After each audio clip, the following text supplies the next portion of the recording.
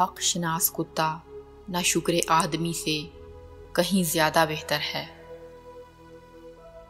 خدا کے دوستوں کی اندھیری رات بھی روز روشن کی طرح چمکتی ہے۔ برے کام کا برا انجام ہوتا ہے، ظالم اور ناشکرے کی دولت و نعمت ضائع ہو جاتی ہے، اور شکر گزار دونوں جہاں کی نعمتیں سمیٹ لیتا ہے۔ نصیحت کو غور سے سننا چاہیے، اس میں نصیحت کرنے والے کو کم اور سننے والے کو زیادہ فائدہ ہوتا ہے۔ شیخ سعدی سے کسی نے پوچھا کون سی عورت بہتر ہے، پاک دامن یا پھر حسین عورت؟ فرمایا حسین عورت سے پاک دامن عورت بہتر ہے، کیونکہ حسین عورت جواہرات کا صرف ایک ٹکڑا ہوتی ہے، جبکہ پاک دامن عورت پورا ایک خزانہ۔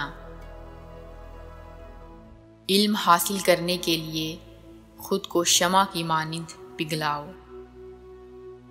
عقل مند کے نزدیک دنیا کی مضبوط عمارتیں کچھ نہیں ہیں، ان سے موت کا مقابلہ نہیں کیا جا سکتا، بلکہ ان کو دیکھ کر خوف آتا ہے کہ جب ان کو بنانے والے نہ رہے تو ہم کیسے رہیں گے۔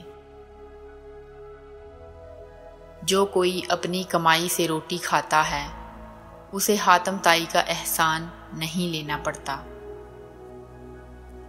عدل و انصاف سے ملک کو استحکام اور ترقی حاصل ہوتی ہے، جبکہ ظلم و ستم سے ملک کی تباہی ہو جاتی ہے۔ بادشاہوں کی ناراضگی کے سبب حق گوئی کا فریضہ چھوڑ دینا اہل حق کا شیوا نہیں۔ مصیبت کو پوشیدہ رکھنا جمع مرتی ہے۔ اچھی عادات کی مالکہ، نیک اور پاک دامن عورت اگر فقیر کے گھر میں بھی ہو تو اسے بھی بادشاہ بنا دیتی ہے۔ شیر سے پنجہ آزمائی کرنا اور تلوار پر مکہ مارنا عقل مندوں کا کام نہیں۔ بھوک اور مسکینی میں دن گزارنا کسی کمینے کے سامنے ہاتھ پھیلانے سے بہتر ہے۔ یہ ضروری نہیں جو خوبصورت ہو وہ خوب سیرت بھی ہو، کام کی چیز اندر ہوتی ہے، باہر نہیں۔